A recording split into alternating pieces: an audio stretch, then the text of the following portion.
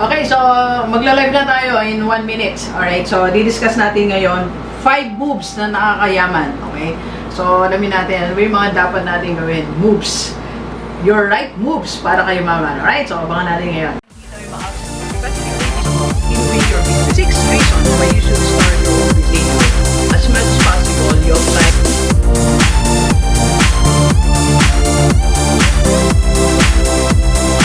Welcome to our show, Business and Coffee with the Rockstar. Yan. Maganda yung pag-usapan natin ngayon, 5 moves para kayo maman, okay? Alam niyo yung mga mayaman kasi iba ang moves eh. Ang mga mayaman, iba ang galaw, di ba? Galaw-galaw lang tayo mga kaibigan. Mag-isip tayo ngayon. Umisip ka ng 3 mayaman sa paligid mo. 3 lang, okay? Madami, di ba? Pero 3 lang. Eh, di ba iba yung galaw nila? Iba yung moves ng mga mayaman eh. So, tingnan natin. Ano ba yung mga moves ng mga mayaman, okay? Ang unang move ng mga mayaman ay maayos na buhay, okay? Yung first move mo, dapat may kaayusan, okay? Maayos yung mga galaw mo. Maayos yung salita mo.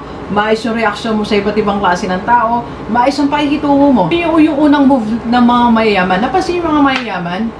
May mayaman bang hindi maganda yung ugali? Diba? So, unang move ng mga mayaman ay be righteous, okay? So, tama dapat ang kilos. By the way, ang mga ibibigay po nating tip ngayon ay galing po yan dito sa mga books na binabasa ni Doc. Ito, dito tayo kumuha. Una po, yung unang move ng mayaman, the power to create.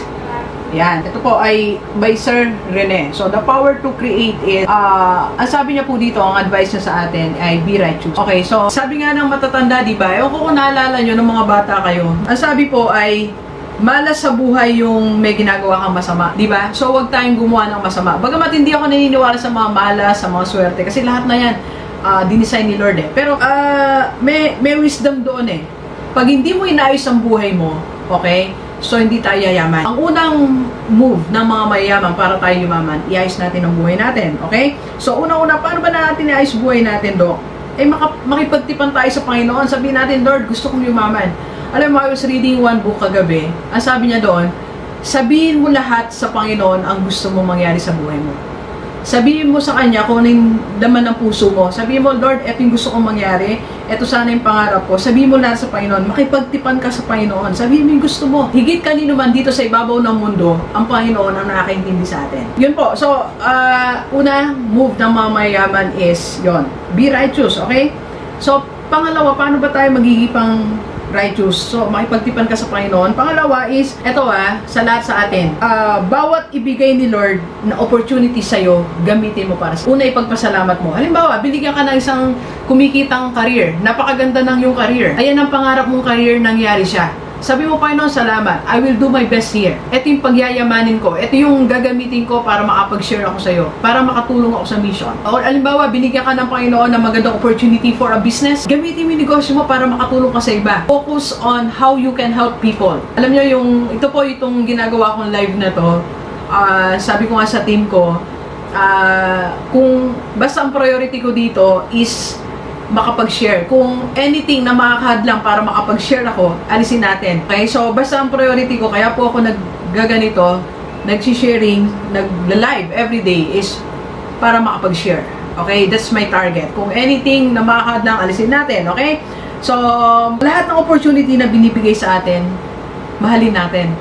Tapos gamitin natin in helping other people. Halimbawa po, bigyan ko kayo example Alam nyo yung team ko, core ko yan eh. So, anything na mabibigyan ko ng opportunity para mas mag-grow ang bawat isa, I'll do it. And sa inyo din po, sa any assistance na kayo ang ibibigay natin. Alam nyo, pag nagsimula kayong iayos ang buhay nyo, parang lahat ng opportunity to increase your income, para siyang magnet. Alam mo yung para kang magiging magnet? Alam mo yung magnet? Ilagay mo lang sa isang tabi, biglang maraming pupunta sa'yo, parang siyang may force. Parang kang may force na ma-attract mo yung gusto mo ma-attract mo. So, unang move ng mga mayayaman, maging maayos ang buhay para ma-attract mo ang magandang opportunity sa buhay. Okay? So, unless you change your life, unless kumunay ka sa Lord, walang mangyayari sa buhay natin. It will just be a wasted life. Gusto mo ba ng wasted life? One lifetime lang yan, sasayangin pa natin. Diba? Sayang naman yung opportunity na nakatulong tayo. Sayang yung opportunity na nabigyan natin ng kahit konting kaginawaan sa sarili mo, kaginawaan yung family mo, and the people around us. Okay? So, yun yung unang move ng mga mayayaman. Alright? So, kung gusto mong yumaman, ang unang move mo, ayusin ang buhay. Alisin ang mga nakakabit na mga bisyo, mga nakakabit na kasalanan sa kaisipan, mga pinaplanong hindi dapat, mga kilos na gusto mong ikilos na hindi tama. Alisin natin lahat yan. Yun ang move ng mga mayayaman. Okay?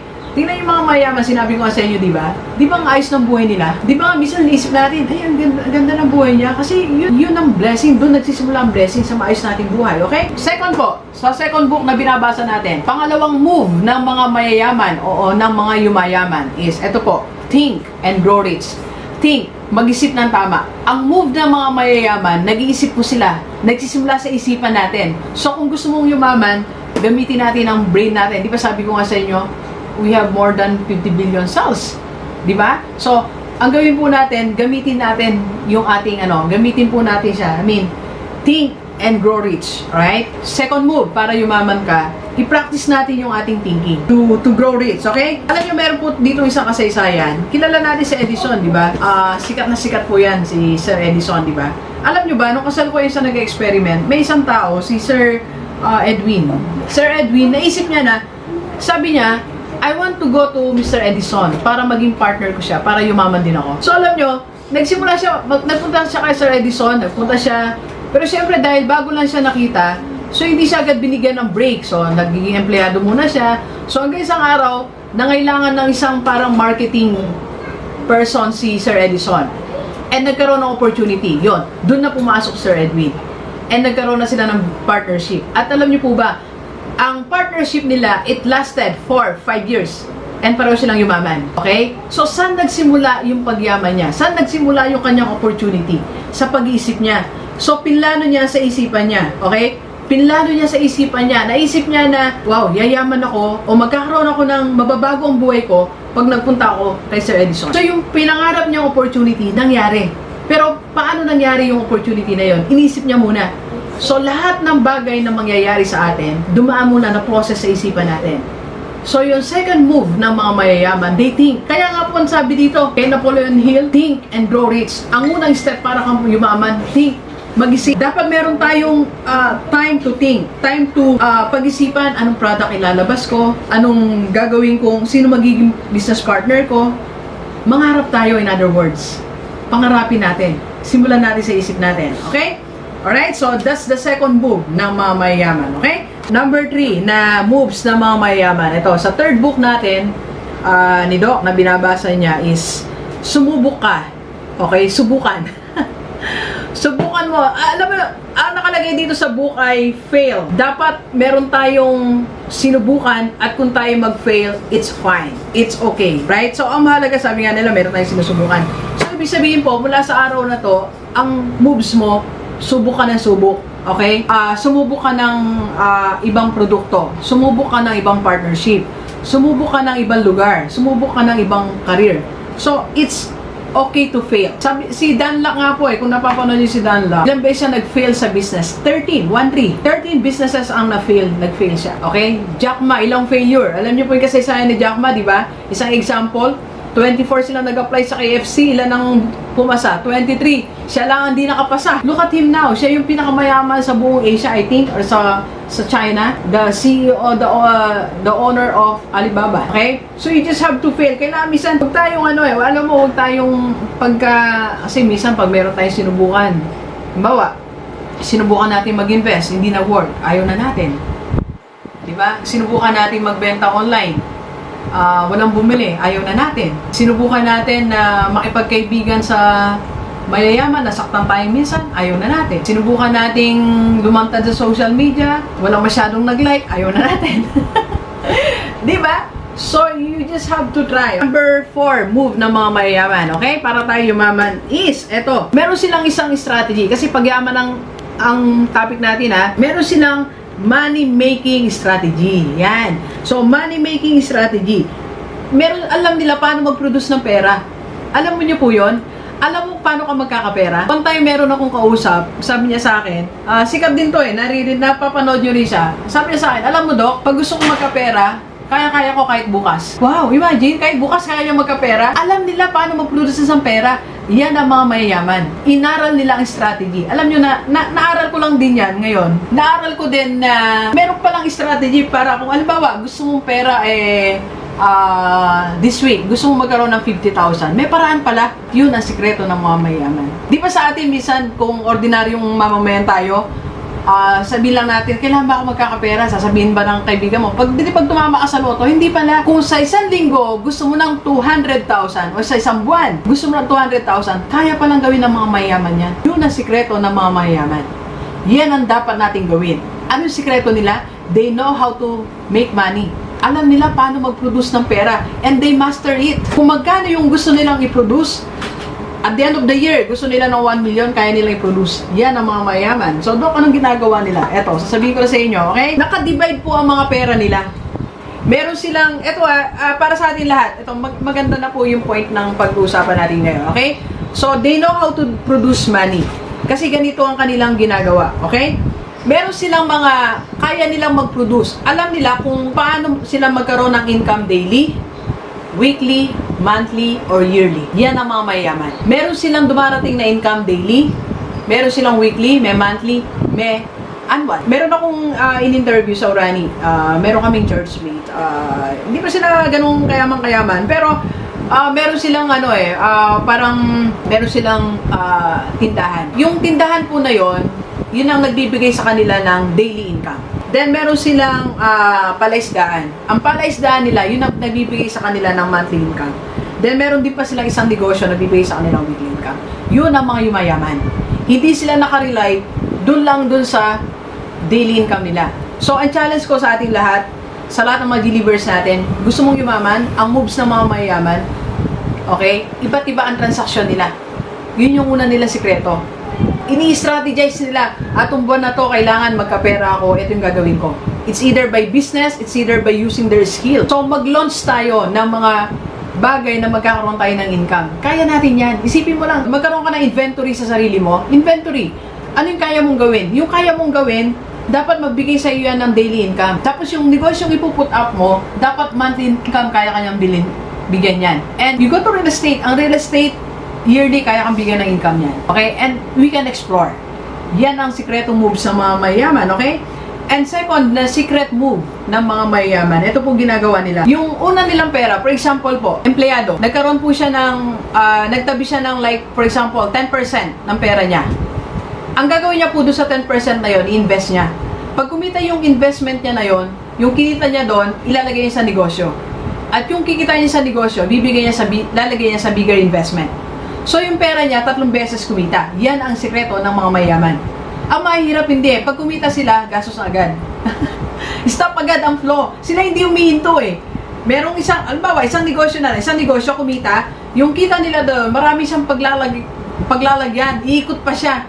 So, pagdating sa kanila, nag-multiply na siya 5 times, 10 times. Yun ang mga mayaman. Pero hindi mga mayaman, once they have the money, anong ginagawa? Wala na. Na-stop na yung flow. Okay? So, yun yung fourth moves ng mga mayaman. They know how to make money.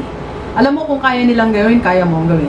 Last move ng mga mayayaman. Okay? So, dito yan sa panlimang libro na binabasa ni Doc. Alam nyo, sa dami ng binabasa ni Doc yan ang ginagawa ko gabi-gabi. Alright? So, number 5, Tools for Time Management. I like this book. 20 years na po ata sa akin itong libro na to. Ang ikalimang move nila ay they divide their time. Divide your time. Kung gusto mong yumaman, you need to divide your time. Okay? Hati-hatiin natin ang oras natin. Hatiin natin para kay Lord, di ba? Hatiin natin para sa family. Then hatiin mo para sa sarili mo for your growth and for your thinking time and your meditation. Alam niyo, napakaganda pala ng nagme-meditate tayo. Sino po sa atin ang nagme-meditate?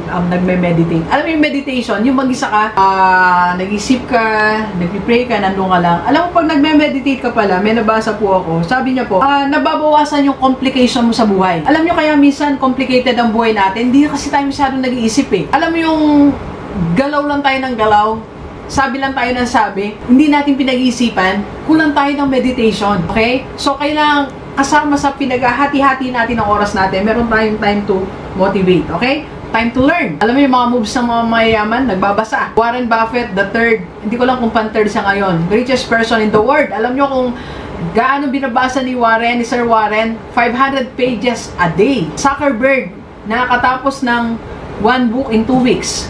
And yung average CEO ay 52 books a year.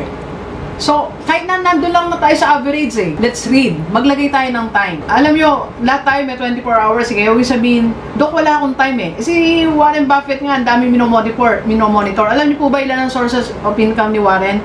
98. Ang iniisip niya araw-araw. Tapos dumadaan pa siya sa McDo. McDo ba? Jollibee dinadaanan niya everyday. Tapos, nagbabasa pa siya ng 500 pages. It's just a matter of decision. Dapat dinidesisyonan lang yan. Yeah, Mind Valley, Mac, thank you.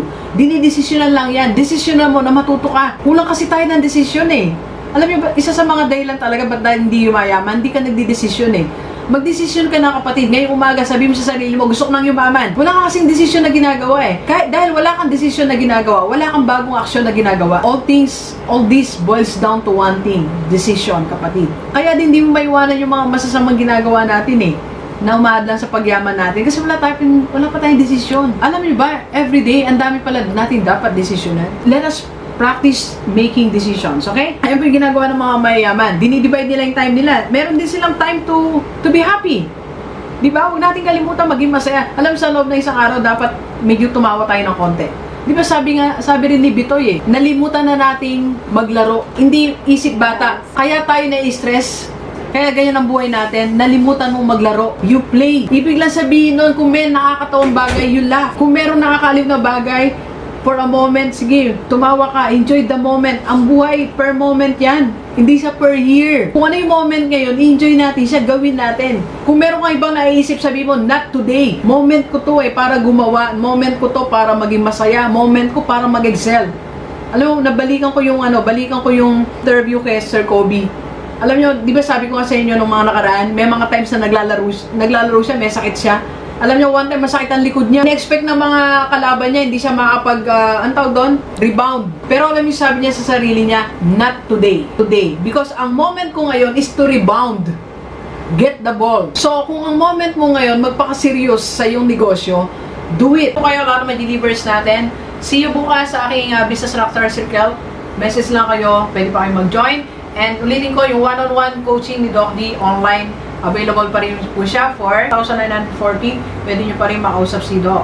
So, ingat po lahat. Okay? So, please share this video. Sa lahat maibigan natin, lagyan natin na hashtag, let's go, DD Sunga. Okay? 1, 2, 3, sabihan nyo ako. Let's go, let's go!